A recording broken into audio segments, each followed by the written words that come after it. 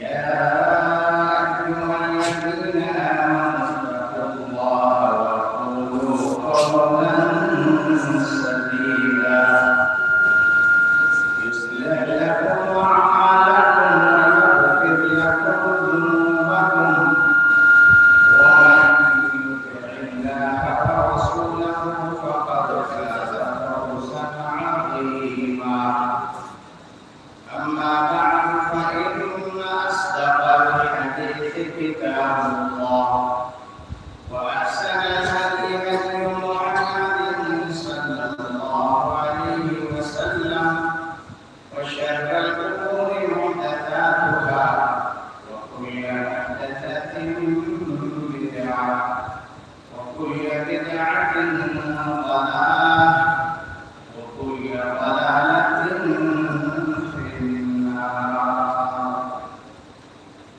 أعوذ بالله من الشيطان الرجيم. بسم الله الرحمن الرحيم. المال والبنون زينة الحياة الدنيا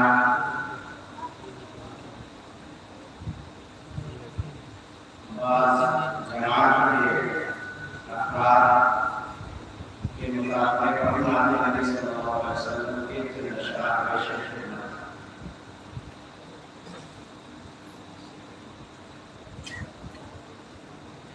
ضمیر صاحب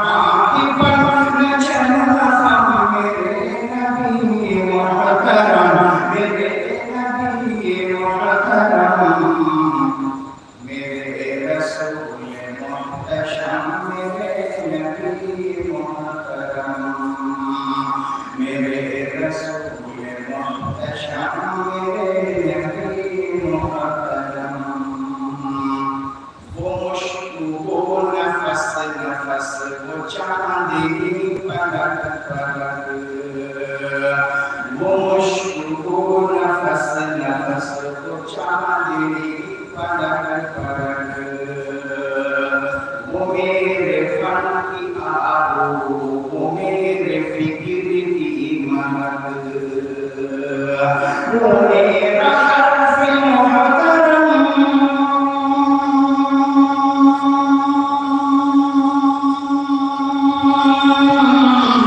وہ میرا حرف محترم، وہ میرا حرف محترم، میرے نبی محترم، میرے نبی محترم، میرے رسول محتشم، میرے نبی محترم، میرے رسول محتشم، میرے نبی محترم۔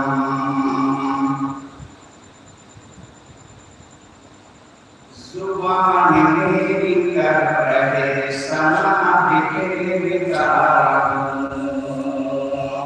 قلم میرا جما رہے نوا بکھیر داروں، قلم میرا جما رہے نوا بکھیر داروں، قلم میرا جما رہے نوا بکھیر داروں، یہ لطف اور یہ کرم،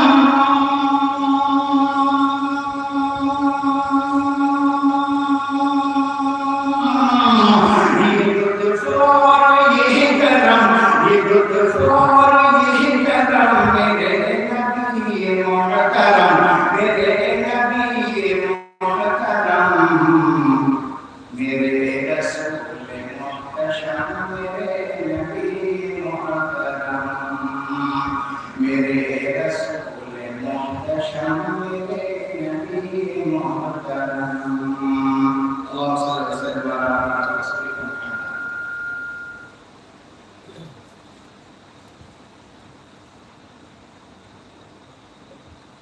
خطبہ مسلمہ کے بعد قرآن مجید کی ایک آیت کا ٹکڑا تلاوت کرنے کا شرف بار بار سیکھے ہونا ضرور کچھ کرتا ایک جگہ سیٹ بار بار سیکھے ہونا ضرور کچھ کرتا ایک جگہ سیٹ کر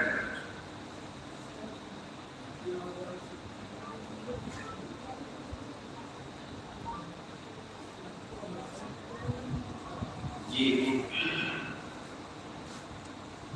رات کا کافی حصہ ہو چکا ہے اور در حقیقت 12 بجے کے بعد میرے خیال سے تقریر کا وقت تو نہیں لگتا، 12 بجے تک ہونا چاہیے اور اس کے بعد اتنا وقت دینا چاہیے لوگوں کو تاکہ سن کے جائیں، سوئیں اور فجر کی نماز جماعت سے کریں۔ ابھی تقریر اس کی ہوگی 1 بجے ختم ہوگی، اس کے بعد لوگ سنیں گے اور سو جائیں گے، فجر کی نماز میں جمع پائیں گے۔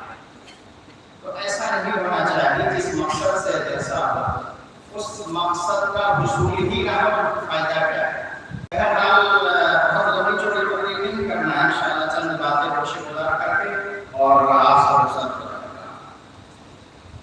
دنیا میں ہر طرف ایک قسم کی عجیب سی بے چینی، ایسا نہیں ہے کہ جس کے پاس پیسہ ہے وہ سکون سے ہے، کہ جس کے پاس مال ہے وہ بڑی راحت کی زندگی گزار رہا ہے، ایسا نہیں۔ ایک عجیب سی پرفتن اور شور و شرابے اور ہنگامے سے بھرا ہوا ماحول ہے۔ کبھی کبھی ایسا ہوتا ہے کہ انسان اس ماحول کا اپنے ذہن و دماغ سے ادراک نہیں کر سکتا کہ معاشرے میں ماحول میں بے چینی ہے کیوں، سکون کیوں نہیں ہے، اور سکون کی تلاش ہر شخص کو ہے۔ بھاگ دوڑ، راتوں رات جاگنا، پیسے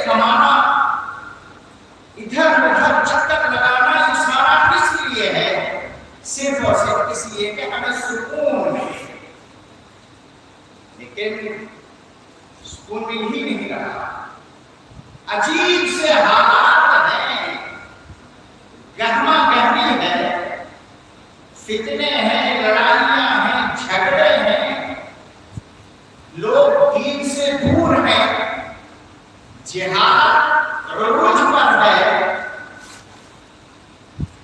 علم سے اکثریت نابلد ہے، حالانکہ مال بھی ہے جو ایک ایسی چیز ہے بظاہر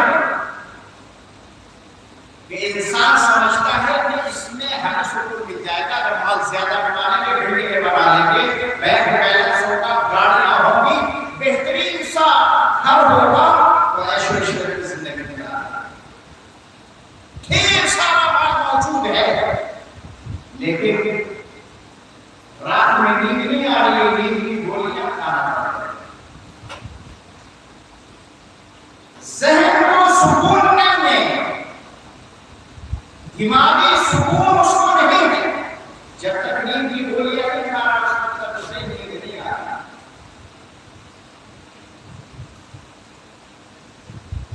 اور اولاد بھی ہے، اللہ تعالیٰ نے اولاد سے بھی نوازا، بیٹے بھی ہیں، بیٹیاں بھی ہیں، جس بھی ہر شخص یہ تمنا کرتا ہے کہ اللہ مجھے بیٹا دے، بیٹوں کو کم کرتے ہیں لیکن بیٹوں کو سب کرتے ہیں، شادی کے بعد اللہ پہلا بیٹا دے دینا بس، بیٹے بھی ہیں لیکن سکون نہیں مل رہا،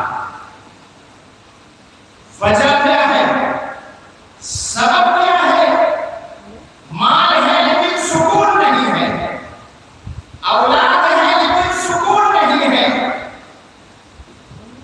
مال کی فکر سدا نہیں ہے، کبھی چوری کی، کبھی ڈکیتی کی، کبھی کہیں مر جانے کی، اور کتنا مر بھی جاتا ہے، یہ فکریں دماغ میں اتنی اکٹھا ہو گئی ہے کہ اس کا سکون ختم ہو گیا ہے،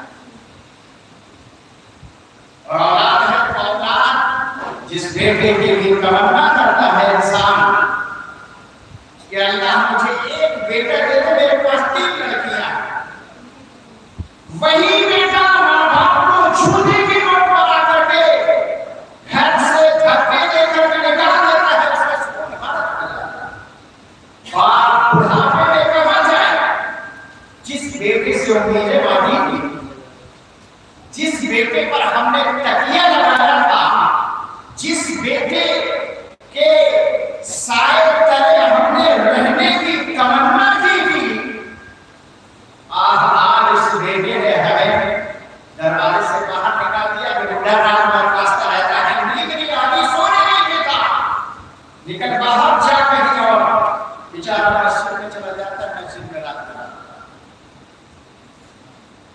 لیکن کیا ہم نے غور کیا کہ یہ سب ہو کیوں رہا، یہ نوبت کیوں آئی، یہاں تک معاملہ پہنچا کیسے، دراصل ہم نے سب سے بنیادی اور اہم غلطی کی ہے، اور وہ یہ کہ اولاد پر اتنا تکیہ لگایا جتنا ہمیں لگانا نہیں چاہیے تھا، افراط و تفریط کا شکار ہو گئے، اسی طرح سے مال کو ہم نے وہ سمجھ لیا کہ آج ہم مال کے غلام اور بندے بن گئے، مال کو خدا سمجھ بیٹھے کہ یہی مال ہے جو ہمیں سکون دے گا، یہی اولاد ہے جو ہمیں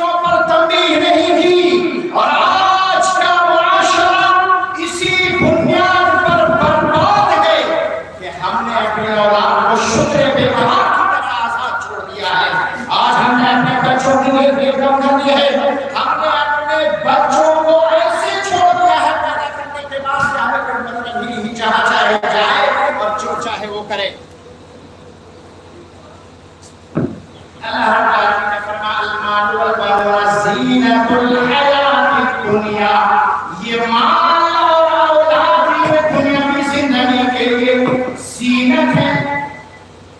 दुनिया की जिंदगी में ये इंसान के लिए ऐसी चीजें हैं कि इसके जरिए खूबसूरती हासिल होगी, मुज़य्यन करेगा वो अपने आप को। और आज के माशरे में ये चीज मौजूद है कि अगर किसी के पास 10 बेटे हैं तो शान से सर ऊंचा करके बोलता है कि मेरे पास तो 10 लाड़ियां हैं। हाँ, चाहे वो है किसी भी, 10 में का एक शराबी है, दूसरा जुआ खेलता है, तीसरा अय्याशी करता है, चौथा हरामखोरी करता है, पांचवा चोरी और डकैती करता है, छठा कत्ल और हत्या में मुलव्वस है। हाय अफसोस, ये मुसलमान हैं जो अपनी औलाद की सही तरबियत न कर सके, अपनी औलाद को सही रास्ता न बता सके। ये तो अल्लाह ने दुनियावी एतबार से आपको दिए थे कि आप जिंदगी कैसे इख्तियार कर लेंगे। हमने इन्हीं को सब तो समझ लिया मेरे भाइयों, ये हमारी गलती है। आज एक माँ बाप का बेटा होता है उसके यहाँ या बेटी होती है तो बेचारा दुनियावी एतबार से ये कोशिश करता है कि मेरा बच्चा इतनी तरक्की करे कि राहत की जिंदगी, सुकून की जिंदगी पूरी कोशिश करता है, डॉक्टर बनाने की पूरी कोशिश करता है, इंजीनियर बनाने की पूरी कोशिश करता है, ऐसा फर्द बनाने की कि जो उसको सुकून और राहत की जिंदगी गुजारने के लिए उसके लिए जरिया बन जाए। पूरी कोशिश करते हैं एक माँ बाप, लेकिन दीनी एतबार से हमने छोड़ दिया। दीनी एतबार से हमने वो परवरिश और देख-रेख नहीं की जो करना चाहिए थी। हालांकि तरबियत का सबसे पहला जीना नस्ल का, औलाद का और बच्चे की परवरिश का सबसे पहला जीना है तो वो शादी से पहले माँ का इंतखाब है, लड़की का इंतखाब है कि हमने कैसी लड़की को चुना अपने बेटे के रिश्ते के लिए, शादी के लिए वो नेक है या नहीं है, क्योंकि यहाँ से नस्ल तरबियत शुरू होती है। तरबियत विलादत के बाद नहीं, तरबियत शादी से पहले शुरू हो जाती है। और सुनो, जब माँ होगी, जब माँ नमाज़ पढ़ने वाली होगी, जब माँ कुरान की तिलावत करने वाली होगी, जब माँ रातों को सजदे में रोने वाली होगी, तो जाओ लिख लो रब्बी काबा की कसम, वो औलाद जो अपनी माँ को नमाज पढ़ते हुए देखेगी, जो अपनी माँ को तिलावत करते हुए देखेगी, जो अपनी माँ को अल्लाह के दरबार में रोते हुए देखेगी, तो वो औलाद निकम्मी नहीं हो सकती, वो औलाद बिगड़ नहीं सकती। तो माँ का इंतखाब बड़ा अहम है। लेकिन ये मरहला आज हमारी कौम में, अल्लाह अकबर, हमारे यहाँ देखा जाएगा कि भाई लड़की कौन सी अच्छा, लड़की सफेद चमड़ी वाली होना चाहिए, इसके साथ साथ पढ़ी हुई भी होना चाहिए, इसके साथ साथ खूब मोटे लंबे चौड़े पैसे वाली होना चाहिए। ये हमारा नस्ल है। पैसा पहले देखा जाएगा, ये भी देखा जाएगा कि हमारे लड़की नेक है। अगर नेक होगी भी और गरीब हो गया, उसके पास देने को है, रिश्ता खत्म। कहाँ से तरबियत होगी, कहाँ से नस्ल बनेगी, कहाँ से ये बच्चे जो छोटे छोटे हैं, आप इन बच्चों की तरबियत करेंगे बबूल का दरख्त लगा करके, और हम ये उम्मीद करेंगे कि हमें आड़ू का फल मिल जाए या आम का फल मिल जाए या अंगूर का फल मिल जाए तो मिल सकता है।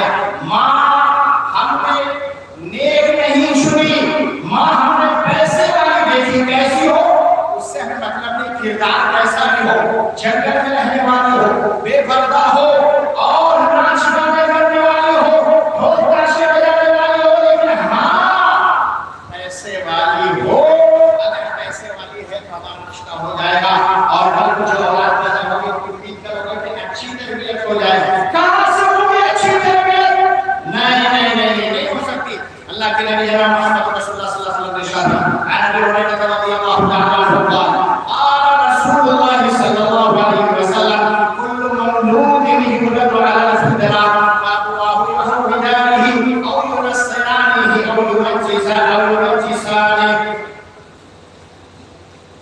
جتنے بھی بچے پیدا ہوتے ہیں سب فطرت توحید پر پیدا ہوتے ہیں، سب فطرت پر پیدا ہوتے ہیں۔ ماں باپ چاہیں تو اسے یہودی بنا دے، ماں باپ چاہیں تو اسے مجوسی بنا دے، ماں باپ چاہیں تو اسے نصرانی بنا دے۔ پتہ ہی لگا، بہت ساری باتیں پتہ لگی۔ ایک سب سے اہم نقطہ جو پتہ لگا حدیث مصطفیٰ سے کہ ساری دنیا کے جتنے بھی بچے پیدا ہوتے ہیں وہ رب کائنات کی توحید پر ہی پیدا ہوتے ہیں۔ بعد میں ماں باپ کو دیکھ کر کے ماں باپ کی تربیت کے مطابق کوئی یہودی بن گیا، کوئی مجوسی بن گیا، کوئی نصرانی بن گیا۔ آپ نے غور کیا حدیث مصطفیٰ علیہ السلام نے کہ حدیث کے اندر یہ نہیں کہا گیا کہ او یسلمانی کہ ماں باپ چاہے تو اس کو مسلمان بنا دے اور کیجیے گا۔ حدیث میں آیا کہ یہودی بنا دے، مجوسی بنا دے، نصرانی بنا دے، لیکن یہ نہیں آیا کہ مسلمان بنا دے۔ کیوں نہیں آیا؟ کل مولود یولد علی الفطرہ، جب ایک بچہ اسلام پر پیدا ہوا، جب ایک بچہ توحید پر پیدا ہوا، جب ایک بچہ رب کائنات کا نام لے کر کے دنیا میں پیدا ہوا، لہذا اسے الگ سے مسلمان بنانے کی ضرورت نہیں، کیونکہ وہ مسلمان تو پہلے ہی سے ہے، توحید والا تو پہلے ہی سے ہے۔ ایک بار پتہ لگا کہ ماں باپ کی تربیت شروع ہو جاتی ہے، ایک تو شادی سے پہلے اور اس کے بعد شادی کے بعد جب ولادت، یہاں دوسرا مرحلہ شروع ہو گیا۔ اور بچہ آپ جانتے ہیں، سب نے سنا ہے اور یہ بڑی مشہور سی بات ہے، پورے کاغذ کی طرح ہوتا ہے، سفید کاغذ کی طرح ہوتا ہے۔ سفید کاغذ پر کالے قلم سے لکھو کالا نظر آئے گا، نیلے قلم سے لکھو نیلا نظر آئے گا۔ بچے کا ذہن موتی کی طرح صاف و شفاف ہوتا ہے، لہٰذا اگر اس کے ذہن میں آپ نے گھر کے اندر ڈانس کروایا وہ سنایا، آپ نے رقص سنایا، آپ نے گانے سنائے، آپ نے ڈھول تاشے بجوا کر کے وہ سنایا، تو بچہ ویسے ہی نچنیا پیدا ہوگا، ماحول معاشرہ بھی ویسے ہی بنے گا۔ لیکن سنو، جب تم نے گھر میں قرآن کی تلاوت کروائی، ماں نے نماز پڑھی اور کیسے لگا دی قرآن کی تلاوت ہو رہی ہے، بچہ چھوٹا ہے، قرآن کی آواز کان میں جا رہی ہے، اللہ کا نام اور اللہ کے فرمان کی آواز اس کے کان میں جا رہی ہے، تو پھر اس کے کان پر وہ آواز اثر انداز ہوگی، اور جب بچہ تھوڑا سا شعور رکھے گا تو پھر اس کا ذہن اسی طرح اسی چیز کی طرف مائل ہو جائے گا، کیونکہ وہ سفید کاغذ کی مانند ہے، صاف و شفاف موتی کی مانند ہے، سفید لکھ پہ جو لکھا جائے گا وہی نظر آئے گا۔ ہاں، تربیت کے لیے، اچھی نسل کے لیے، اچھے معاشرے کے لیے ضروری ہے کہ ہم گھروں کے اندر قرآن کی تلاوت کروائیں، گھروں میں نمازیں پڑھیں اور ذکر و اذکار کریں، دعائیں پڑھیں، سبحان اللہ والحمدللہ۔ لیکن یہ ساری چیزیں میرے بھائیوں ہم یہاں سنتے ہیں، ہمارے سر کے اوپر سے چلی جاتی ہیں، کیونکہ ہم ایک ایسے معاشرے کے پیچھے بن چکے ہیں کہ ہم اگر دینی تعلیم بھی حاصل کرتے ہیں، افسوس کی بات ہے، اور آپ کو سن کر کے حیرت ہوگی اور تعجب ہوگا، اور معاف کیجیے گا اگر کسی کو یہ جملہ تھوڑا سا طرز لگے کہ ہم دین کی تعلیم بھی اگر حاصل کروانا چاہتے ہیں اپنے بچوں کو تو اس کو بھی موجودہ ماڈرن شکل دے کر کے، موجودہ ماڈرن شکل دے کر کے، اس سانچے میں ڈھال کر کے اپنے بچوں اور بچیوں کو دینی تعلیم حاصل کروانا چاہتے ہیں۔ اور اس کو میں یہ صرف دعویٰ نہیں ہے، یہ ایک حقیقت ہے، یہ واقع ہے، یہ موجود ہے۔ آج ہمارے دینی مدارس میں چاہے وہ لڑکیوں کے ہوں یا لڑکوں کے ہوں، برابر ہوں یا عربی درجات کے ہوں، آج آپ دیکھ لیجیے ایک چھوٹی سی مثال، مدرسے میں کوئی پروگرام ہوتا، لڑکیوں کو مدرسے آپ کے یہاں ماشاءاللہ کہیے بریلی میں اور بھی دیگر مدارس ہیں، پرائمری کے ہو یا عربی کے ہو، کیا ہوتا ہے بھائی لڑکیوں کا پروگرام، چھوٹی بچیوں کا یا بچوں کا سالانہ کوئی پروگرام ہو رہا، مثلا ابھی 15 اگست آ رہی ہے تو 15 اگست کے لیے تیاریاں چلتی ہوگی کہ کوئی پروگرام کرایا جائے، اور اس پروگرام کے لیے اساتذہ بڑی محنت کرتے ہیں، چاہے وہ مرد ہو یا عورت ہو، استادیاں ہو، وہ بھی بڑی محنت کرتے ہیں، لیکن محنت کس چیز کے ساتھ ہوتی ہے؟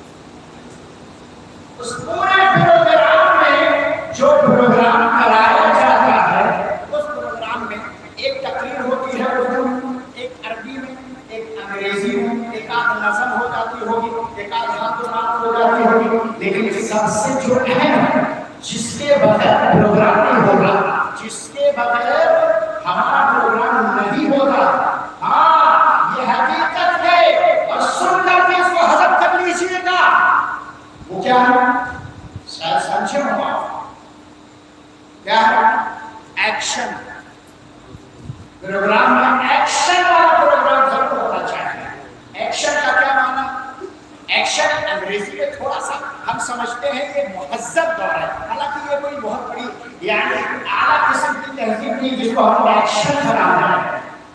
کیا پرائمری مدرسہ ہے، چھوٹے چھوٹے بچے پروگرام کرتے ہیں کمپیوٹر اور وہ ایکشن والا پروگرام کر رہے ہیں۔ ایکشن سب جانتے ہیں کیا ہے؟ یہ رقص کی ایک قسم ہے، یہ جو ہمارے یہاں ٹیویاں چل رہی ہے، جو ہمارے یہاں ڈشیں لگی ہوئی ہیں، جو ہمارے موبائلوں میں آج نہ جانے کون کون سی ایسی فحاشی چیزیں آ رہی ہیں، وہ ساری چیزیں دیکھ کر کے معلمات کا ذہن بھی ویسا ہی بنا ہوا ہے۔ ارے ناظم صاحب یہ بغیر ایکشن کے پروگرام ہو نہیں سکتا۔ ہاں ہمارے اساتذہ کا کہیں ذہن بنا ہوا ہے الا من رحم اللہ، جس پر اللہ نے اپنی رحمت کی، تو اساتذہ کا بھی وہی ذہن بنا ہوا ہے کہ ایکشن کے بغیر پروگرام نہیں ہوگا۔ ہاں ایکشن کیا ہے؟ دھما چوکڑی کا دوسرا نام ایکشن ہے، اسٹیج پر بیٹھ کر کے دھم دھم، کھڑے ہو کر کے پیروں سے دھم دھم کی آواز، یہ لڑکیاں ہو یا لڑکے، اور زیادہ تر اس میں لڑکیاں مدارس کی طرف سے، اور ہمارے ملزمہ اور ہمارے جو مدارس کے ذمہ داران ہیں، چاہے وہ اسکول کے ہو یا مدارس کے، یہ سب کھڑے ہو کر کے شان سے اس مجلس میں بیٹھ کر کے اور یہ پروگرام کرواتے ہیں۔ ہاں کیا ہے بھائی؟ دین کو اپنے دماغ کی تھیوری نہ بناؤ، یہ آپ کرواؤ گے آج اپنی بچیوں سے، اور کل امید رکھو گے کہ یہ بچی دین کی خادمہ بنے، یہ بچی دین کی داعیہ بنے، یہ بچی توحید والی بنے، یہ بچی نچنیہ نہ بنے۔ کیا امید رکھتے ہو؟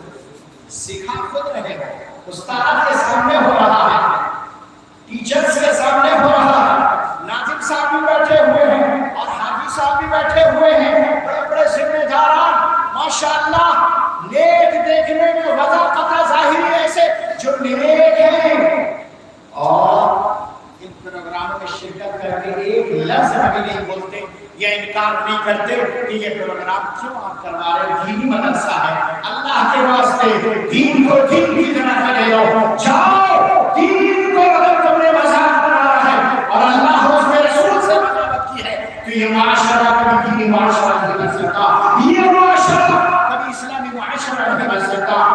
اور کیجئے، سوچئے آپ کیا کر رہے ہیں۔ حدیث مصطفیٰ علیہ السلام کو دیکھتے چلیں، پہلی حدیث اور بہت مشہور روایت ہے، عن عبداللہ بن عباس رضی اللہ تعالی عنہما قال كنت رديف النبي صلى الله عليه وسلم فقال رسول الله صلى الله عليه وسلم يا غلام إني أعلمك كلمات۔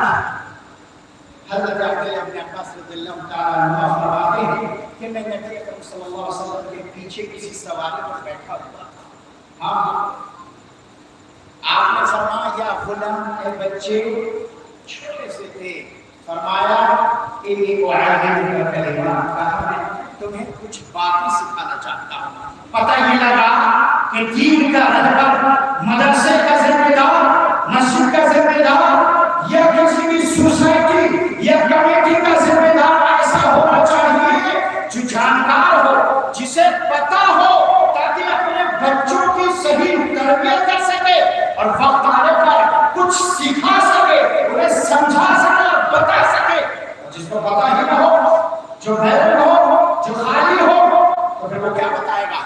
عربی مسئلہ نا فاقد الشیء لا یعلم، جس کے پاس کچھ نہیں وہ دے گا کیا؟ پیالے میں کچھ نہیں دے گا کیا؟ دین کے بارے میں پتہ نہیں بتائے گا کیا؟ میرے مصطفیٰ، میرے قائد رحمہ احمد مشتبہ محمد مصطفیٰ صلی اللہ علیہ وسلم ارشاد فرماتے ہیں انی اعلمک کلمات۔ یہاں یہ بھی پتہ لگتا ہے کہ ہمارے نبی صلی اللہ علیہ وسلم جہاں بڑوں کا دھیان رکھتے تھے وہاں بچوں کو بھی توجہ دیتے تھے، بچوں کا خاص دھیان رکھتے تھے، اور کہا کہ دیکھو میں تمہیں ایک کچھ باتیں سکھا رہا ہوں، لہذا معلم کا ہونا سیکھنے کے لیے ضروری ہے۔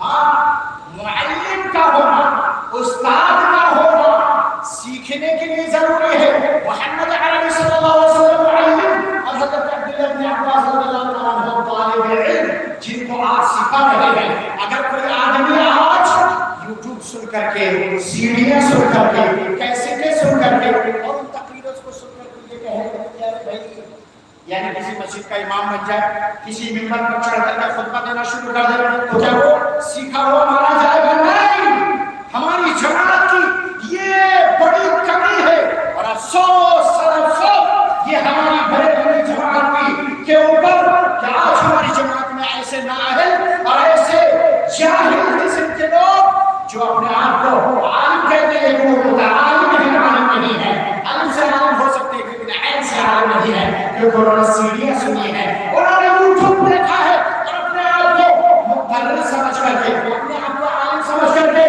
ممبر پر قبضہ جما لیا ہے، اور لوگ بھی ہیں متولی صاحب سستے میں مل گیا، چلو رکھ لیا، امام بنا لیا، قیامت کے دن پکڑے جاؤ گے۔ انی اعلمک کلمات، کہا میں تمہیں کلمات سکھا رہا ہوں۔ یہ مدرسے کے بچے، یہ علماء آج اگرچہ تھوڑی دیر کے لیے مان لیتے ہیں کہ ہمارے معاشرے میں ان کی قدر نہیں ہے، ہمارے معاشرے نے ان کی توہین کی ہے، لیکن انہوں نے 10 سال مدرسے میں دال کھائی ہے، 10 سال پڑھا ہے، معلم کے پاس، استاد کے پاس مختلف علوم و فنون کے لیے وقف کیا ہے، قربانیاں دی ہیں، اور اس کے بعد پڑھ کر کے یہ آئے ہیں، تو آج یہاں پر بیٹھے ہوئے ہیں میرے بھائیوں۔ لہذا معلم ضروری ہے کہ سیکھنے والے کے لیے کوئی نہ کوئی معلم ہو۔ انی اعلمک کلمات، کا میں تمہیں چند کلمات سکھا رہا ہوں۔ یہ حدیث تربیت کے باب میں بڑی اہم ہے اور اصل ہے، غور سے سنیے گا۔ فرمایا آپ نے یا غلام احفظ اللہ یحفظ، احفظ اللہ یحفظ، کہا کہ اے بچے تم اللہ کی حفاظت کرو، اللہ تمہاری حفاظت کرے۔ احفظ اللہ تجدہ تجاہک، اے بچے تم اللہ کی حفاظت کرو، تم اپنے آپ کے سامنے اللہ کو پاؤ گے۔ یار عجیب سی بات، ایک بچے سے نبی صلی اللہ علیہ وسلم یہ کہہ رہے ہیں کہ اے بچے احفظ اللہ یحفظک، کہ تم اللہ کی حفاظت کرو، اللہ تمہاری حفاظت کرے گا۔ وہ بچہ اللہ کی حفاظت، اللہ کی حفاظت اتنی اعلیٰ، اتنی بڑی، اتنی شان والی، پوری دنیا اس کی کس کی حفاظت کی ضرورت ہے؟ یہاں معنی یہ ہے، شرح حدیث نے بیان کیا ہے کہ اللہ نے جو احکام نازل کیے ہیں، اللہ رب العالمین نے جو حقوق ہیں اللہ کے، ان کی حفاظت کرے، اللہ کے جو حدود ہیں ان کی حفاظت کرے، اور فرمایا کہ اپنے کانوں کی حفاظت کرے غلط چیز کے سننے سے۔ ہاں، کانوں کو میوزک بڑا اچھا لگتا ہے، اس لیے سن رہا ہوں، قبر میں دیکھ لیں گے، وہ تو اکیلے سونا ہے نا۔ ارے کب دیکھو گے؟ جب قبر میں پہنچ جاؤ گے۔ کب دیکھو گے؟ جب فرشتے آ کر کے گوشت لگائیں گے۔ کب دیکھو گے؟ جب فرشتے آ کر کے آپ کو جہنم کی کھڑکی کھول کھول کے چلے جائیں گے۔ کب دیکھو گے؟ جب آپ کو جہنم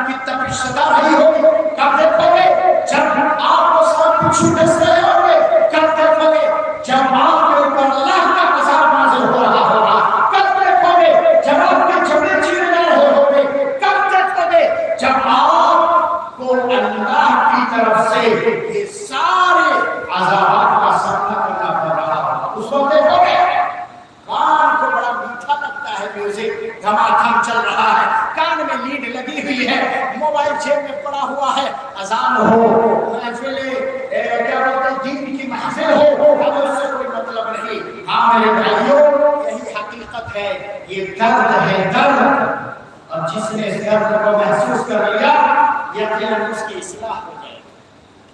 تو جناب یہ ہمارا حال ہے۔ فرمایا کانوں کی حفاظت کرو بری چیزوں کے سننے سے۔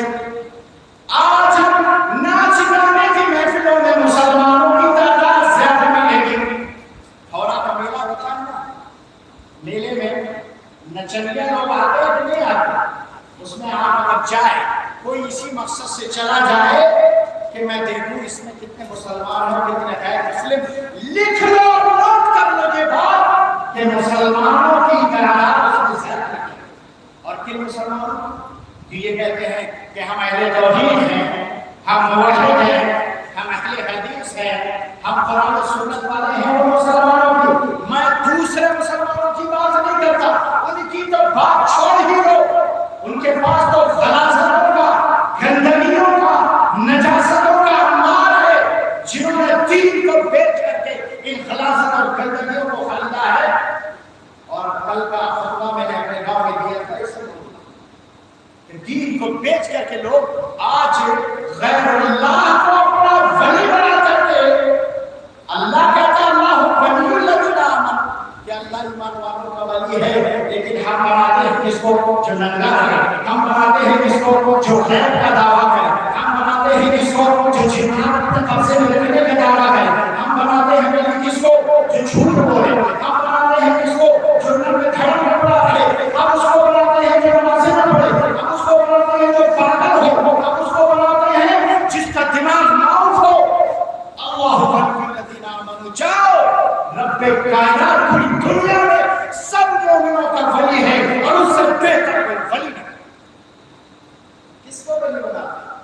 تو پھر میں مسلمانوں کی بات نہیں کر رہا، میں اپنی ہم اہل حدیث قرآن و سنت کے منہج پر چلنے والے ان کی بات کر رہا ہوں۔ فرمائے احفظ اللہ یحفظک، اللہ کی حفاظت کرو، اللہ کے حقوق کی حفاظت کرو، کانوں کی حفاظت کرو غلط چیز سننے سے، آنکھوں کی حفاظت کرو غلط چیز دیکھنے سے، آنکھوں کی حفاظت غلط چیز دیکھنے سے، زبان کی حفاظت غلط بات بولنے سے۔ اور آپ کو یہ پتہ ہونا چاہیے حضرت ابراہیم کا کلام حدیث ہے، آپ صلی اللہ علیہ وسلم سے پوچھا، فرمایا من نجات، کہ نجات کس چیز میں ملے گی؟ اللہ کے نبی فرمایا مجھے بتائیے نجات کس میں ملے گی؟ بھئی جنت ہمیں جانا ہے، جنت میں کون نہیں جائے گا؟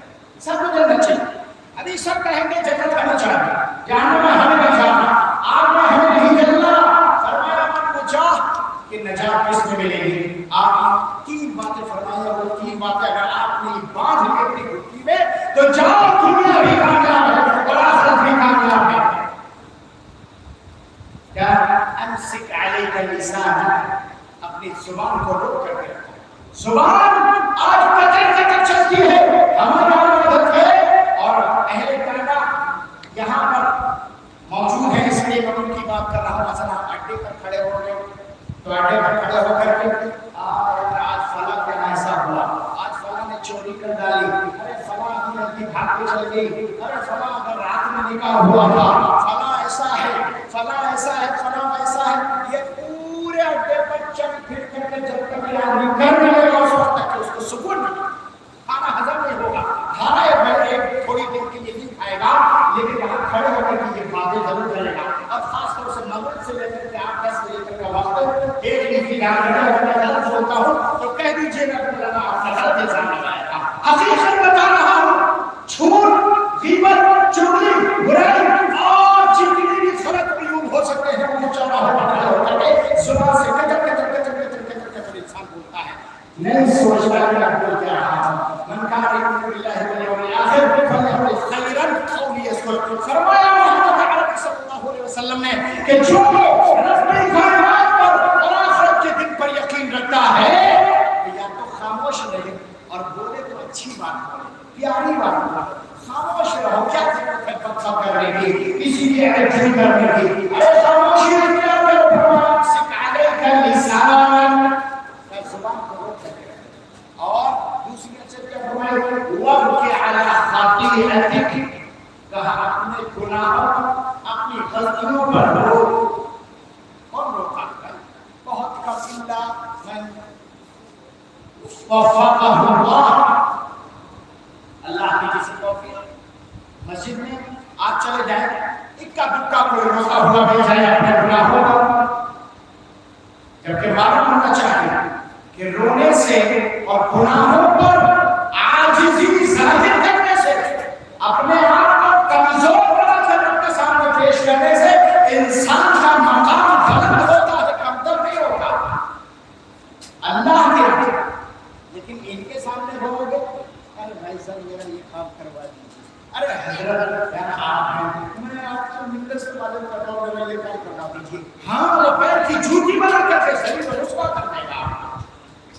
یہ انسان کا عمل ہے، انسان کا ریاکشن ہے، لیکن اللہ کے سامنے اگر کوئی روتا ہے، اللہ کے سامنے اگر کوئی گڑگڑاتا ہے، گناہوں کو معافی طلب کرتا ہے، مغفرت طلب کرتا ہے، تو سنو اس کا مقام بلند ہوتا ہے، اس کا مرتبہ بلند ہوتا ہے۔ اس کی دلیل قرآن کی آیت ہے، یا قوم استغفروا ربکم ثم توبوا الیہ یرسل السماء علیکم مدرارا ویزدکم قوة الی قوتکم۔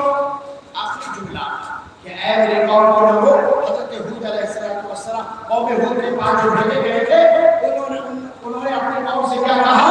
کہا کہ اے قوم کے لوگوں اللہ سے مغفرت طلب کرو، کیونکہ اس مغفرت کے ذریعہ اللہ تمہارے اوپر آسمان سے رحمت کی بارش نازل کرے گا، اور یزدکم قوۃ الی قوتکم، تمہاری جو پرانی طاقت ہے، تمہاری جو پرانی شان اور مقام ہے، تمہارا جو مرتبہ ہے، اس مقام میں اللہ مزید اضافہ کر دے گا۔ ہاں یہ اللہ کیا ہے، انسان کیا رونا نہیں ہے، اللہ کے سامنے رو، یزدکم قوۃ الی قوتکم، اللہ ہمارا مقام بلند کر دے گا اس مغفرت کی بدولت، اس معافی پر رونے کی بدولت، اور اس رب کے سامنے جھکنے کی بدولت۔ وَابْكِ عَلَىٰ خَطِيئَتِكَ، فرمایا اپنے گناہوں پر رو۔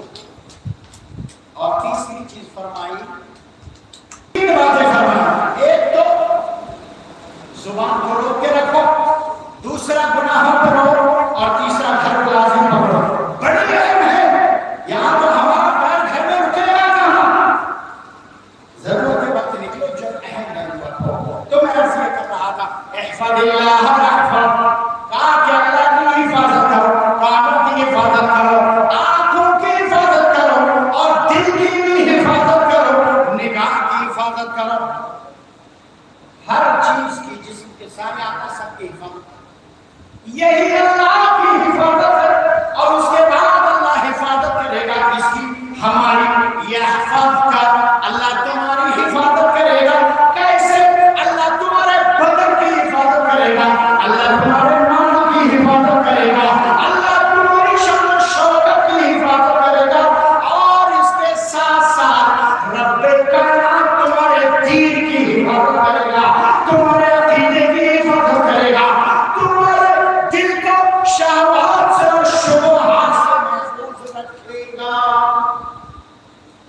یہ مطلب یہاں سے یہ پتہ لگا کہ انسان کو اللہ سے جڑ جانا چاہیے، خالص اپنی توجہ اللہ کی طرف کر لینا چاہیے، اور ایک چیز اور پتہ لگا کہ اللہ کی ذات پر مکمل بھروسہ کر لینا چاہیے۔ اور آگے فرمایا یہ تربیت چل رہی ہے کہ دیکھو تمہیں سب سے پہلی بات بتائی احفظ اللہ یحفظک، یعنی اپنے آپ کو اللہ والا بنا لو۔ توحید یہاں سے عقیدہ ملا، یہاں سے بچے کی تربیت کا سب سے پہلا زینہ عقیدے سے شروع ہوتا ہے، رب کی عقیدے سے، رب کی توحید سے شروع ہوتا ہے۔ اور نبی علیہ السلام نے سب سے پہلے یہی بتایا، کہا کہ بچے کو عقیدہ سکھاؤ،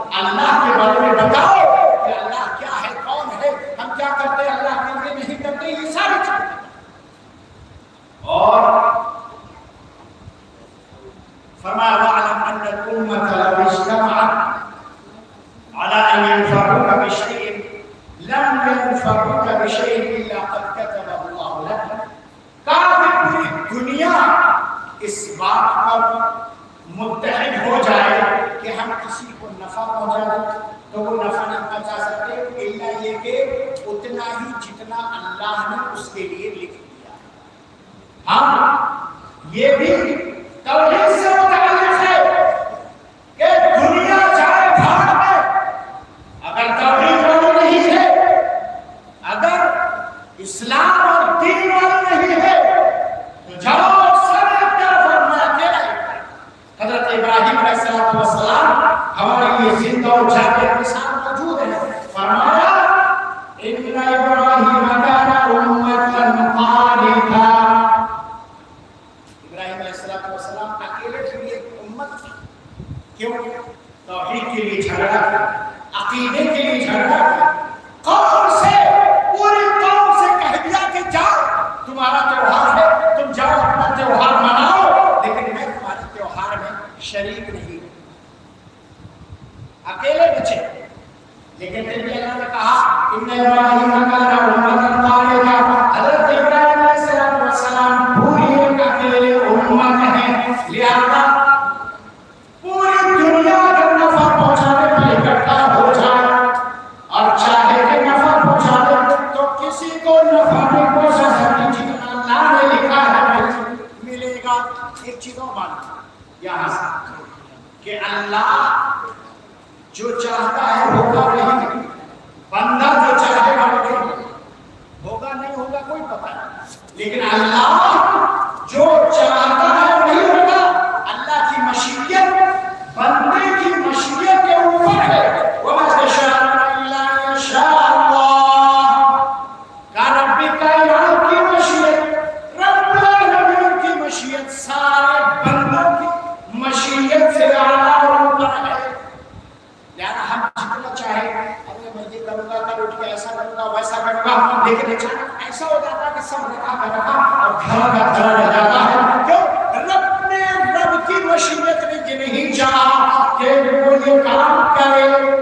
بندے نے تو چاہا، لیکن اللہ کی مشیت کے تابع ہے بندے کی مشیت، اور اللہ کی مشیت کے بغیر کچھ نہیں ہو سکتا. وقت زیادہ ہو رہا ہے، آپ لوگ بھی اتحاد کا شکار ہو رہے ہیں. مختصر طور پر میں چند باتیں کر کے انشاءاللہ بات ختم کرتا ہوں. اس کے آگے حدیث کا اور بھی ٹکڑا ہے لیکن میں اس کو برباد چھوڑ دیتا ہوں. دوسری حدیث حضرت عمرو بن سلمہ رضی اللہ تعالیٰ عنہ کی. عن عمرو بن سلمہ رضی اللہ تعالیٰ عنہ قال كنت في حجر النبي صلی اللہ علیہ وسلم. کہا کہ میں نبی صلی اللہ علیہ وسلم کی گود میں تھا، یعنی آپ کے ساتھ تھا. وَكَانَتْ يَدِي تَطِيشُ فِي الصَّحْفَةِ. کہا کہ ہم سب ایک دسترخوان پر کھانا کھانے کے لیے بیٹھے تو میرا ہاتھ پوری پلیٹ میں گھوم رہا تھا. میں اپنے ہاتھ سے پوری پلیٹ کے کھانے کو ادھر ادھر کر رہا تھا. آپ نے کیا فرمایا؟ یا غلام سم اللہ وکل بیمینک وکل مما یلیک. فقال وما زالت تلك طعمتي. بخاری شریف کی روایت. فرمایا میں نبی صلی اللہ علیہ وسلم کے ساتھ تھا، کھانا ساتھ میں کھا رہے تھے، پلیٹ میں میرا ہاتھ ادھر ادھر گھوم رہا تھا. یہ ادب کا خلاف. بچے تھے، ہاتھ بچے ہیں، پوری پلیٹ میں ادھر ادھر کر کے سارے چاول یا جو بھی ہوتا ہے اس کو ادھر ادھر سب گھما کر کے عجیب سی حالت بنا رہے ہیں. شکل اچھی نہیں لگتی، ادب کے خلاف ہے. نبی علیہ السلام نے فرمایا کہ عمرو بن سلمہ سم اللہ، اللہ کا نام لو، بسم اللہ کہو. وَقُلْ بِيَمِينِكَ، دائیں ہاتھ سے کھاؤ. اور کل مما یلیک، کہا کہ جو تمہارے سامنے ہے وہاں سے کھاؤ. تین جملے کہے آپ نے، ایک سم اللہ، دوسرا کل بیمین، اور تیسرا کل مما یلیک.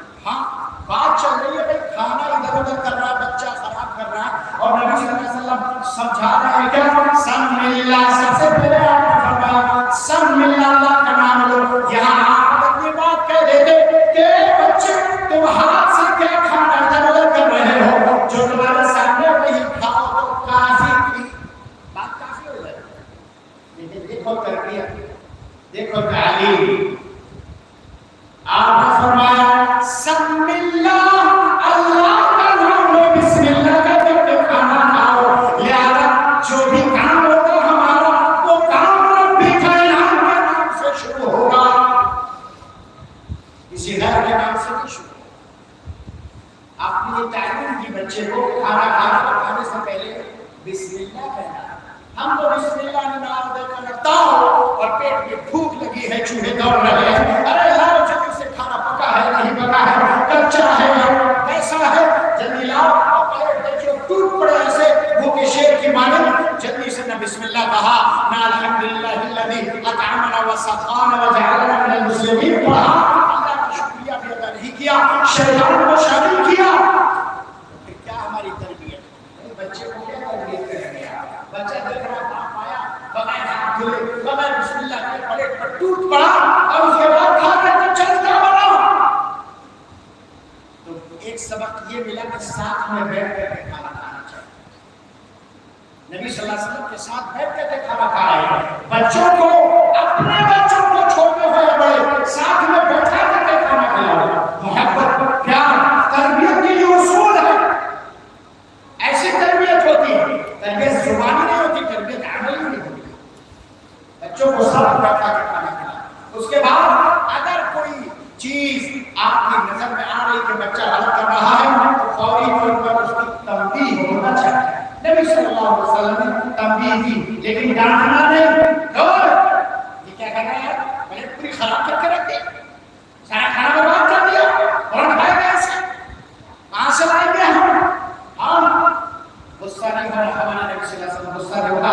सम्मिल्लाह या गुलाम सम्मिल्लाह, क्या बिस्मिल्लाह करो और दाहिने हाथ से खाओ, और जो तुम्हारे सामने है वो खाओ, इधर उधर खाओ, बड़ा प्यार से, नरम वाले लहजे से अपने उस बच्चे को समझाया। हज़रत अमर इब्न सलमा रज़ियल्लाहु अन्हु तो बिस्मिल्लाह आपने बताया उस बात का दाहिने हाथ से खाओ। हम तो आज का ये रिवाज है, मॉडर्न दौर है, क्योंकि हम इस जमाने को और खास तौर से शरीयत के मुखालिफ कोई अमल अगर हम करते हो तो उसे हम आज तहजीब का नाम दे देते हैं, और तहजीब का नाम दे करके आज उसी को तरक्की कहते हैं। बाएं हाथ से खा रहा बच्चा, बड़ा होशियार है, बड़ा समझदार है। छोटा बच्चा है ना, जब बोलना शुरू करता है, शुरू में तो हम क्या करते हैं, बच्चा कुछ भी बोले हम खामोश रहते हैं। बच्चा गालियां दे रहा खामोश रह रहे हैं, दादा को थप्पड़ मार रहा हम खामोश रह रहे हैं, दादी को अल्फाज बता रहा है खामोश रह रहे हैं। वही नौबत जब बाप पे आती है फिर बाप भी खामोश रहता है, माँ पे आती है माँ भी खामोश रहती है। ये बच्चों की तरबियत के उसूल के खिलाफ है। सामने जब चीज आए तो तंबीह होना चाहिए, अगर गलत करता है तो गलत पर हमें उसे तंबीह करना है, बताना है। हाँ, छोटा होगा क्या खुशी से बयान करा रहे यार, आज तो मेरे बच्चे ने जुबान खोली और जुमला अदा किया कि सबसे पहले अपने बाप को गाली है।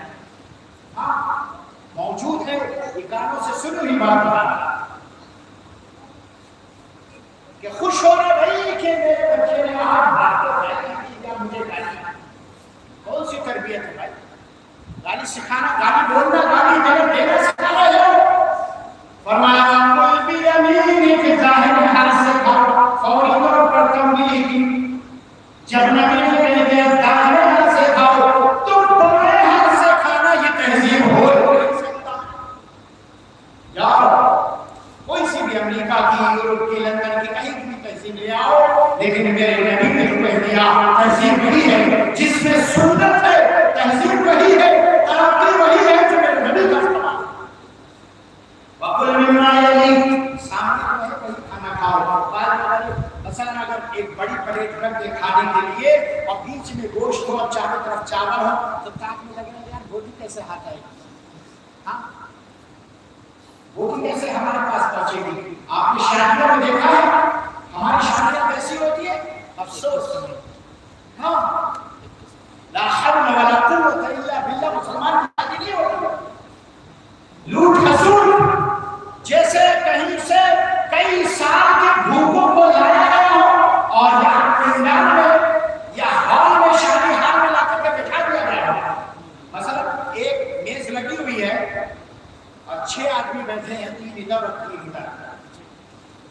سب نے دیکھا ہوگا, آپ نے بھی. کوئی ایسا نہیں ہے جو شادی میں گیا اس نے دیکھا نہ ہو.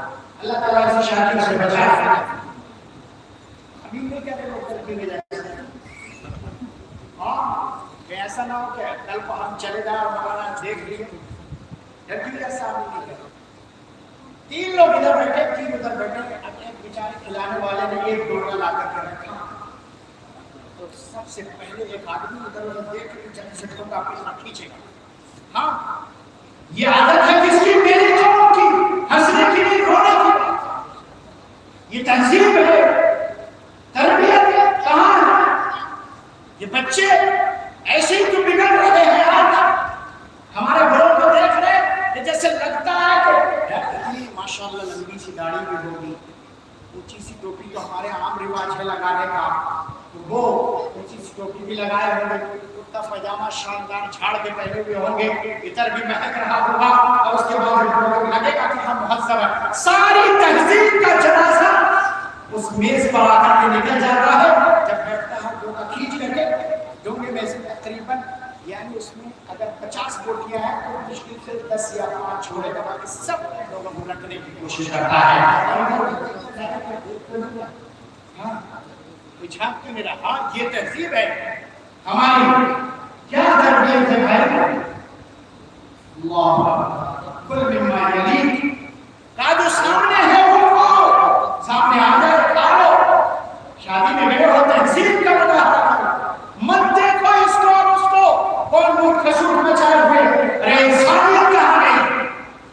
ہم مسلمان ہیں اور مسلمان کو پڑھانا چیز ہے, حقدار ہیں ہم اہل توحید اور توحید کے نام. بہت بڑا داغ ہے اگر باہر کا کوئی آدمی آ جائے اور ایسی شادی میں بیٹھ جائے اور شامل ہو جائے تو پھر کیا اثر لے کر کے جاؤ؟ کتنے لوگ آئے اور بڑا عجیب قسم کا تاثر لے کر کے گئے.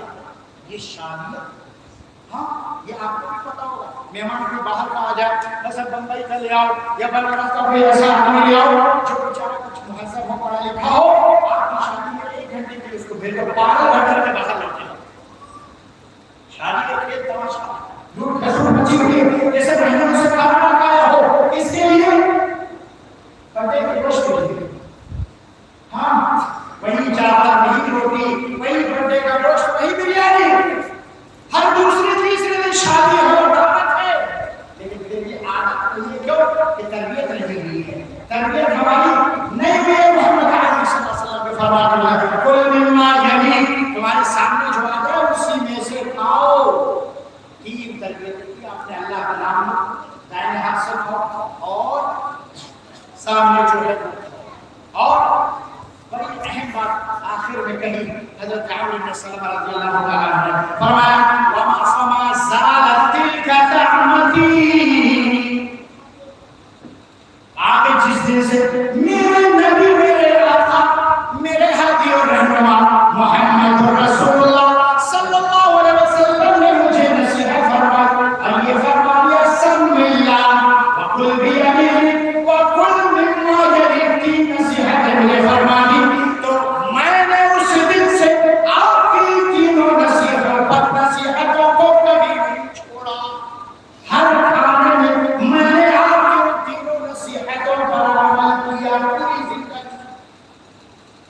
یہ جذبہ تھا نبی کے تربوی جو تربیت کے اصول ہیں ان پر عمل کرنے کا. ہمارا جذبہ کہاں ہے؟ یہاں نبی کا حکم تھا, نبی کی تربیت تھی اور ہم بھی اسی نبی کے اوپر کی. ایک حدیث اور بیان کر کے اور اس کے بعد بات ختم. حضرت عبداللہ ابن عامر ابن ربیعہ عن عبد الله بن عامر بن ربيعة رضي الله عنه قال دعتني أمي يوما ورسول الله صلى الله عليه وسلم قاعد في بيتنا فقال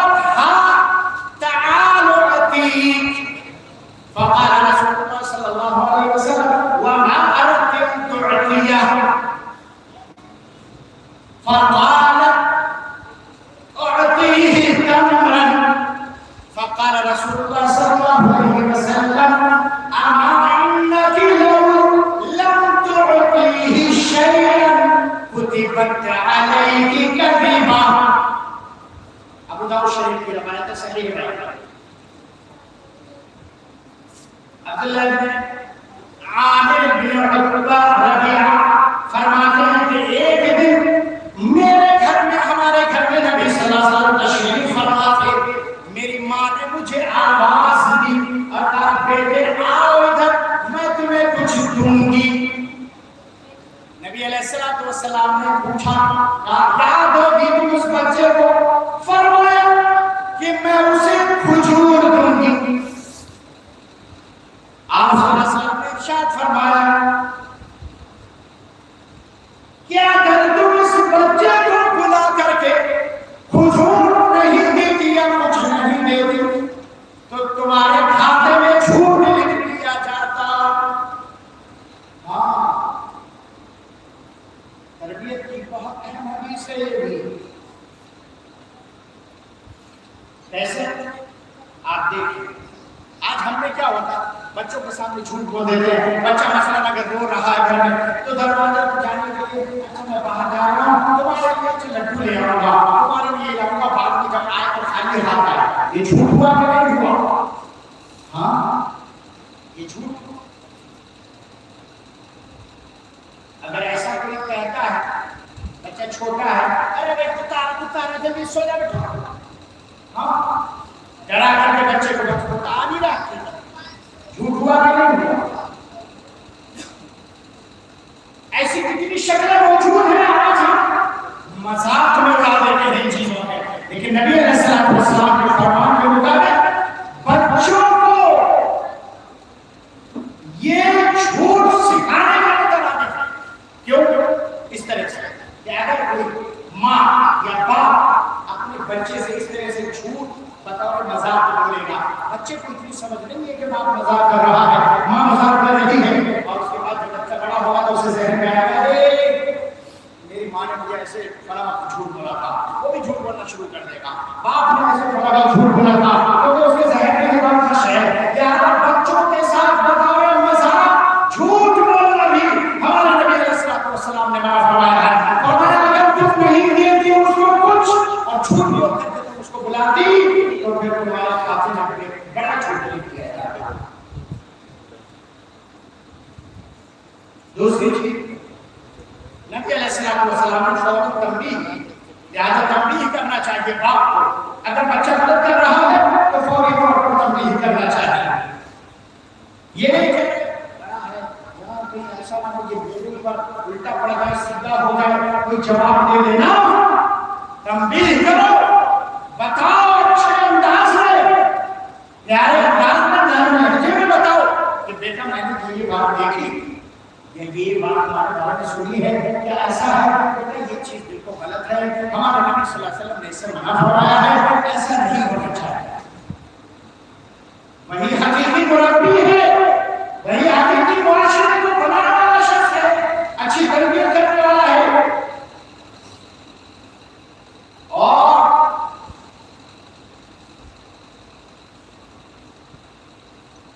اسی ضمن میں جب انسان تربیت کرتا ہے اپنے بچوں کی تو وہاں ہمارا جو ماحول اور معاشرہ ہے وہ ایک جوائنٹ فیملی ہے. زیادہ تر لوگ جوائنٹ فیملی میں رہتے ہیں، 8-10 لوگ رہتے ہیں. تو اس میں اگر ماں یا باپ اپنے بچے کی تربیت کرنا چاہے تو اس کے لیے مشکلات آتی ہیں. اس کو کہتے ہیں کہ خارجی مؤثرات، یعنی باہر کی کچھ ایسی چیزیں جو تربیت میں رکاوٹ بنتی ہیں. یا تو جوائنٹ فیملی کا جو سسٹم ہے، گھر کے سارے افراد درست ہو، اچھے ہو، اچھی تربیت ہو، بچے صحیح نکلیں گے. لیکن ایسا ہونا تھوڑا سا مشکل ہے کہ سارے افراد اچھے ہو، بہتر ہو. اسی لیے وہ لوگ جو ماں باپ کے علاوہ ہیں وہ تربیت پر اثر انداز ہوتے ہیں، یہ بڑا مشکل کام ہے. بچے کو کیسے بچایا جائے؟ اسی لیے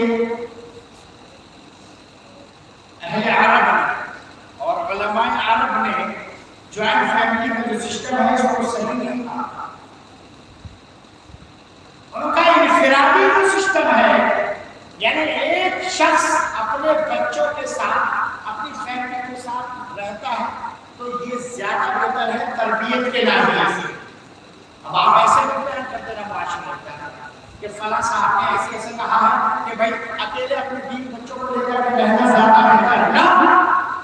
میں نے یہ بات نہیں کہی، سمجھ کے جائے تربیت کے ناحیے سے بچوں کی صحیح تربیت ہو جائے، اس ناحیے سے جوائنٹ فیملی والا سسٹم یہ صحیح نہیں ہے۔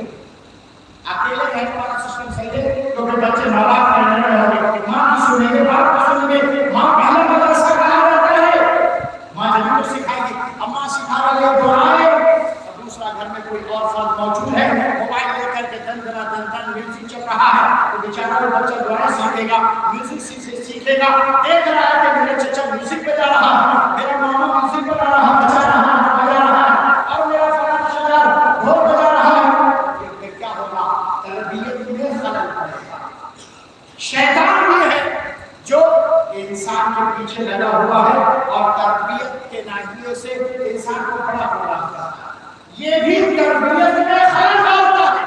اور وہ انسان جو آج ہمارے اپنے بچوں کی صحیح سے تربیت نہیں کرنے دے رہا یا ان کو غلط روش پر چلانے کی کوشش کر رہا ہے تو وہ انسان بھی شیطانی عمل کر رہا ہے، شیطانی کام کر رہا ہے۔ لہذا ہوش میں آئے، تربیت بڑی اہم ہے ایک معاشرے کو بنانے کے لیے، ایک قوم کو بنانے کے لیے۔ یہی بچے کل قوم کے رہنما اور رہبر بنیں گے۔ لہذا اگر آج تربیت صحیح نہیں ہوئی تو سمجھ لو یہ معاشرہ ایک اچھا اور سارے معاشرہ نہیں بن سکتا، لیکن اگر تربیت صحیح ہوئی، تربیت دین کے مطابق ہوئی، دینی معلومات اس کے ذہن میں موجود ہے تو پھر یہ معاشرہ ایک ترقیات کا معاشرہ بنے گا، یہ معاشرہ ایک صالح معاشرہ بنے گا۔ سورہ لقمان کے اندر کئی آیتیں تربیت کے تعلق سے ہیں، لیکن ان آیتوں کا خلاصہ یہ ہے جو 4 پوائنٹ میں آپ کو بیان کرتے ہوں بات کروں۔ کیا کہ بچوں کی تربیت سب سے پہلے ہمیں عقیدے سے شروع کرنا چاہیے۔ کس سے؟ ایمان سے، عقیدے سے، توحید سے۔ اسے بتانا چاہیے کہ توحید کیا ہے، اللہ کیا ہے، بیٹا یہ تیرا رب ہے، تیرا معبود ہے، یہ اللہ ہے، اس کی عبادت کرنا ہے، اس کے سامنے سر جھکانا ہے، اس کے لیے یہ دعائیں پڑھنا ہے، یہ ذکر و اذکار کرنا ہے، یہ بتانا ہے عقیدے کی سب سے پہلے۔ کیونکہ حضرت لقمان نے کیا کہا؟ یا بنی لا تشرک باللہ ان الشرک لظلم عظیم، کہا ہے میرے بیٹے اللہ کے ساتھ شریک مت کرنا کیونکہ شرک بڑا زبردست گناہ ہے۔ لہذا عقیدے سے ابتدا ہوگی تربیت کی، عقیدہ درست ہوگا تب اس کے بعد دوسری چیزیں ہیں اعمال اور عبادات کا خاص خیال رکھنا ہے۔ بچے کو عمل سکھایا جائے، عبادات سکھائی جائے۔ فرمایا سورہ لقمان کے اندر وَأَقِمِ الصَّلَاةَ، کہا کہ نماز قائم کرو، نماز پڑھنا سکھاؤ بچے کو۔ آپ تو ہم کہہ نہیں سکتے بچے سے کہ بیٹا نماز پڑھو، ڈر لگتا ہے باپ کو اپنے بچے سے کہیں ایسا نہ ہو وہ کان پکڑ کے دروازے کے باہر نکال دے، کیونکہ ہم نے بچپن سے اس کی صحیح سے تربیت نہیں کی ہے، ہم نے حرام طور سے اس کی تربیت کی ہے، ہم نے حرام غذا اس کو کھلائی ہے، اور حرام غذا کھانے کے بعد اس کی تربیت صحیح ہوئی نہیں۔ تو اعمال اور عبادات کا خاص خیال رکھنا ہے، عقیدے سے ابتدا کی جائے، نماز سکھائی جائے، قرآن کی تلاوت سکھائی جائے، ذکر و اذکار سکھائے جائے، اور تیسری چیز اخلاق کی تربیت۔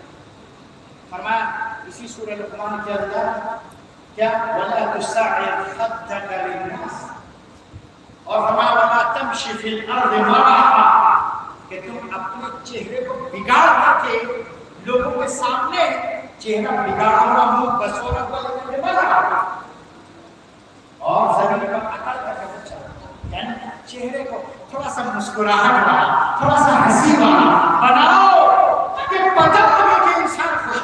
آپ کو پتہ ہوگا کہ اگر کوئی شخص چہرہ بگاڑتا ہے، سائیکولوجی طور پر کوئی شخص اگر چہرہ بگاڑتا ہے تو چہرہ بگاڑنے کے لیے اس کے جسم کی تقریباً چہرے کی تقریباً کتنی 72 ہڈیوں کو اسے حرکت دینا پڑتا ہے چہرہ بگاڑنے کے لیے، تھوڑا سا عجیب سے اس سے بیٹھا ہوا ہم چہرہ بگڑا ہوا بنانے کے لیے تقریباً 72 ہڈیوں کو ادھر کرنا پڑتا ہے اور مسکرانے کے لیے ایک منہ ہلکا سا ہاں بس پتہ لگ گیا کہ آدمی کہاں ہے کتنے پانی میں ہے اور کیا اس کا اخلاق ہے. جب بھی ملے گا تو مسکرا کے ملے گا چاہے کتنی بھی پریشانی نہیں ہو رہا ہو. نبی علیہ السلام کو فرماتا ہے تبسمک فی وجہ اخیک صدقہ. اگر آپ اپنے کسی بھائی سے ملاقات کرو تو مسکراؤ گے تو یہ صدقہ ہے. ارے بیوی کی نیکی مل رہی بھائی مسکرا کے لے لو. کہاں کو چہرہ بگاڑ کر کے بیوی سے لڑتے آئے ہو چہرہ سب میں بگاڑے ہوئے ہو دوست سے لڑائی ہوئی ہے چہرہ سب میں بگاڑے ہوئے ہو اور آپ کے پڑوسی سے لڑائی ہوئی ہے چہرہ بگاڑے ہوئے ہو. ہنسو مسکراؤ اور نیکیاں کماؤ. فرمایا کہ اخلاقی تربیت عقیدے کی تربیت اعمال کی تربیت اخلاق کی تربیت اور ان سب سے اہم اور آخری بات کہ اس کے باطن کو ٹٹولو باطن کی اصلاح کی کوشش کرو. اللہ نے فرمایا ان اللہ لطیف خبیر. یہ قرآن کی آیت ہے سورہ قرآن کی. حضرت لقمان علیہ السلام پر بیٹے ہوئے کہ ان اللہ لطیف خبیر کہ دنیا میں کہیں بھی ہو اللہ باریک سے باریک چیز کی خبر رکھنے والا ہے بڑا باریک بھی ہے. یہاں یہ لفظ کہتے ہیں لطیف اور خبیر یہ کہہ کر کے اللہ رب العالمین نے یہ بتایا ہے کہ بچے کی یا انسان کے باطن کی اصلاح بنا اندرونی اصلاح دل کی اصلاح.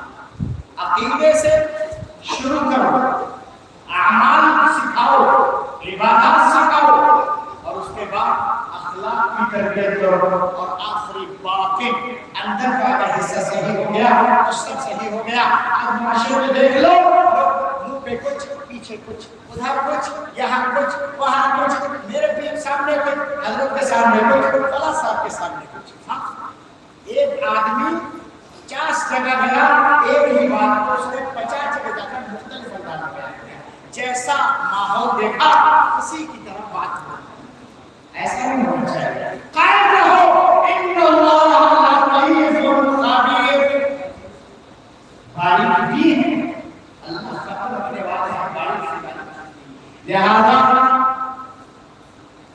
پوری تقریر کا جو خلاصہ وہ ان 4 نقطوں میں سمجھ کرتے آ جاتا ہے کہ تربیت بڑی اہم ہے اور ماں کا جس طرح سے مقام بلند ہے اسی طرح سے تربیت ماں کے لیے اپنے بچوں کی بڑی اہم ہے اور اسی وجہ سے ان کا مقام بلند ہے. باپ کوئی باہر چلا گیا کبھی کہاں چلا گیا لیکن ماں چونکہ دیکھ ریکھ کرتی ہے اپنے بچوں کی نگرانی کر رہی گھر میں رہ رہی بچہ اس کی گود میں ہے لہٰذا اس کا مقام اسی لیے بلند ہے کہ اس کی تربیت کی ذمہ داری بڑی ہے. تو تربیت بڑی اہم ہے. تربیت کے ذریعے معاشرے کی اصلاح ہو سکتی ہے بچوں کی مدارس کی اور خاص طور سے دینی تعلیم پڑھنے والوں کی اصلاح ہو سکتی ہے. اللہ ہماری اصلاح فرمائے اور یہ میں خاص دعا کروں گا اور گزارش بھی کروں گا کہ ہماری دینی مدارس جو آج پرائمری کے نام پر یا بڑی جماعتوں کے ذریعے چل رہے ہیں ان اداروں کی اصلاح بھی بہت اہم ہے. تربیت وہاں بھی ہونا چاہیے. تعلیم صرف وہی اونچی موٹی لمبی لمبی کتابیں پڑھ کر کے تعلیم دے دینا یہ اہم نہیں ہے بلکہ بچے کو سلیقہ دے بچی سلیقہ مند بنے بچی پاک بنے بچی محترم بنے بچی کو یہ ساری چیزیں آنا چاہیے. کتابیں اٹھا کر کے روزانہ صبح گیا فکر لا کر کے واپس رکھی اس سے کچھ نہیں حاصل ہونے والا ہے.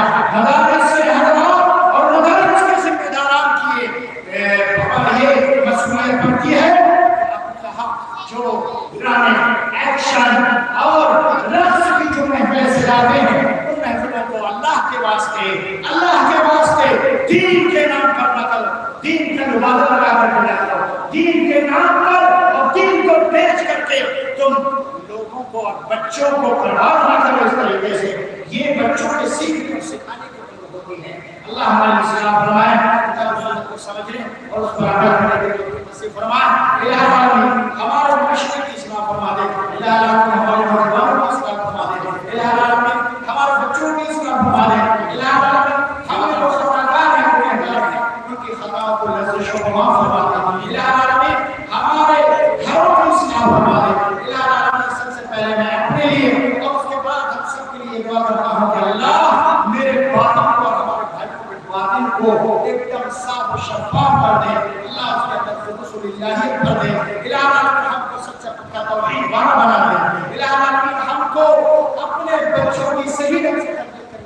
توفیق دے، الہ العالمین ہمارے مدارس کی اصلاح فرما دے، الہ العالمین ہمارے بچوں کو قوم کا سچا اور صحیح معمار بنا دے، الہ العالمین ہمارے بچوں کو قوم کا رہبر و رہنما بنا دے، اللہ ان سب کی اصلاح فرما دے، الہ العالمین ان کو دنیا کے اندر عزت عظمت سربلندی کے ساتھ زندہ رکھ، جب خاتمہ ہو تو ایمان اور توحید پر ہمارا خاتمہ ہو، وصلی اللہ علی نبینا محمد وعلی آلہ وصحبہ وسلم، السلام علیکم